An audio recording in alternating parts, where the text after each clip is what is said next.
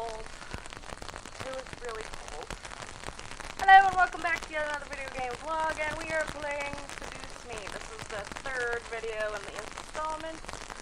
It is a demo with a Kickstarter. Information down in the bottom. Please watch all the demos and then play the demo and then preferably donate to the Kickstarter, because if they make enough money, they'll add more stuff about Suzu, Naomi, and like an extra dude, and just look at their Kickstarter page, okay? Anyways, boom. The rain became heavier that afternoon, accompanied by the rolling thunder now and then. The skies had turned black, and though I couldn't see any of it under the black umbrella. Not that I was looking up. In fact, looking up was the exact opposite of what I wanted to do. I stared at the grass beneath my feet, unable to look up around the people weeping all around me. All I could see was the damp grass underneath my feet. The only monotone eulogies that floated to my ears reminded me that I was at a funeral. It was only when the speeches ended that I was finally able to raise my head. A small gathering of people, mostly made of relatives that I didn't even know were related to me, were huddled around a simple, small grave. For a while, all I heard was the sound of raindrops on umbrellas. If it wasn't raining, there probably would just be a heavy silence. I looked beside me, where my father was standing, holding up a large umbrella for our small family of three. His face was emotionless, a strange sight next to my weeping mother, and I wondered what was going through his mind. After all, etched in the smooth, gray tombstone before us was his father's name. My grandfather, the one who raised me like his own daughter, had passed away. The ceremony was small, and only close family was allowed to come. Slowly though, people began to leave, leaving my father, mother, and me behind at the grave. A man dressed in a clean black suit under the uniform black umbrella of his funeral attendants walked towards us, introducing himself as grandfather's lawyer. He pulled out a few documents from his suitcase and began to read aloud its contents. And now, I shall read Harold Anderson's last will and testament. Only my parents were allowed to be present at my grandfather's will. It was under the strict request of his lawyer, and there was a reason why. And to my dearest granddaughter, I give my estate. All the furniture and decor that resides within the house shall also be given to my granddaughter. What? I couldn't believe my ears. I had earned the family estate at 18. It was impossible, and yet it was written by my own grandfather's hand. He passed the family estate to her. Am I not surprised? Dear.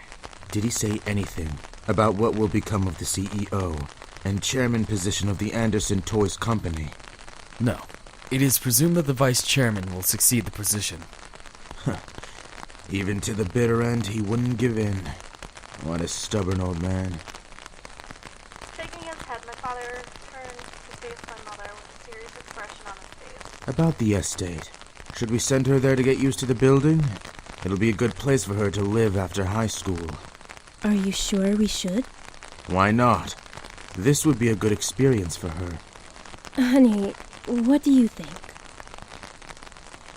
I wasn't really sure what to say. Why did my grandfather think that I was the appropriate heir to the mansion? I wasn't even sure if I was ready to live on my own. Well, that seems to be it. We'll be taking our leave now. I'm sure the little heiress needs some time to adjust. David! Oh, I spilled my drink.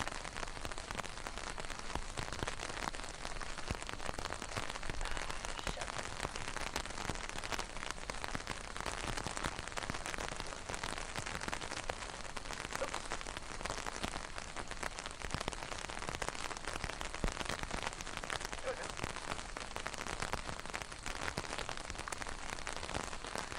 as she raised her voice, my dad wordlessly began to walk back to the car a dozen cars. Don't mind him, honey. I think that your grandfather's passing really affected him. Why don't we get back home for now? You can go ahead to the car, Mom. I think I need some time alone with Grandpa. Oh, of course. Take all the time you need. She gave me a quick hug and hurried after my dad. I looked around the funeral grounds, completely empty, save for the stone-looking grave that laid in front of me. I'm sure that if Grandpa were in charge of bringing this, it would have been much different. It was blatantly obvious that my dad was in charge of the whole event. Who else would bury their own family on the same day they passed away? Everyone knew my grandfather's love of toys, and yet the grave was a mere slab of stone on the ground, like children's toys. My dad didn't even bother to put flowers. His disdain for my grandfather was almost pitiful. Sorry, Grandpa. I tried to force out some words, but the only thing that came out was a choked sob. He told me to stay strong, but right now, I'm the furthest from it. Like that one time a long time ago. Grandpa! Oh, it's so good to see you again, sweetie. I was swept into a giant bear hug, and we both laughed as he swung me around like an airplane. It was one of my favorite things to see my grandfather, the way that he greeted me.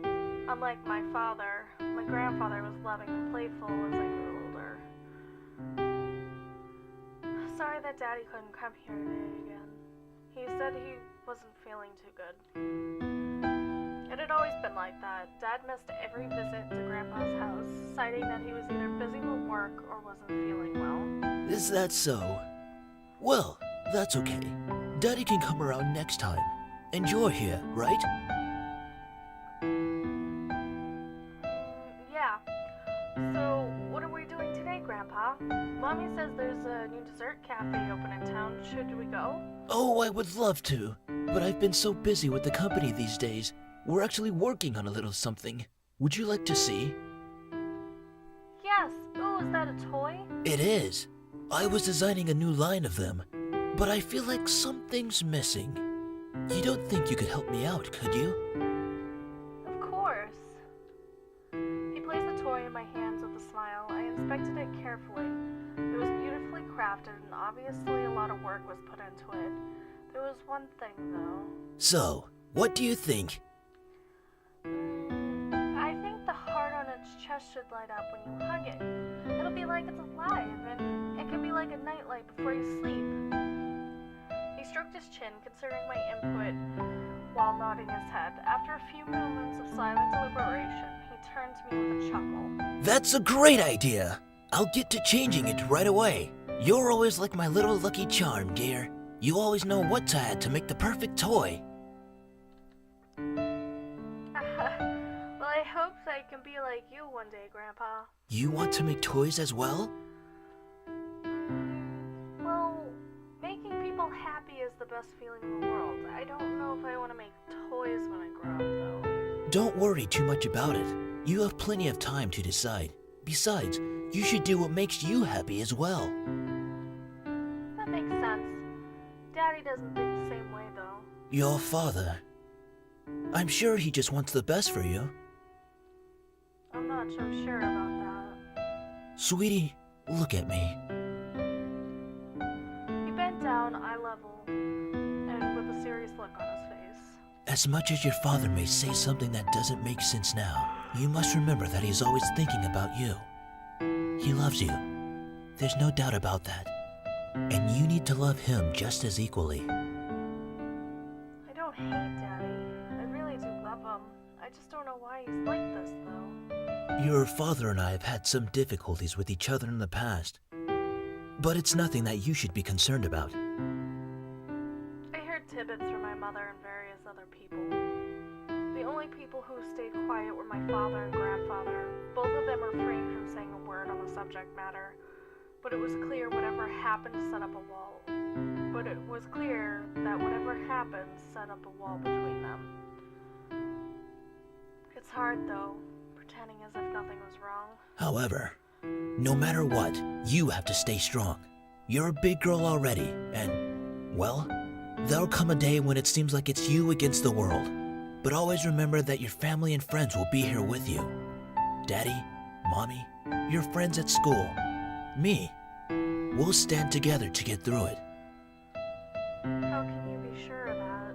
Because we'll be right here and here. I'm so stupid. This part always gets me. He pointed his finger at my head first, and then pointed at my chest. So stay strong. Promise? Face.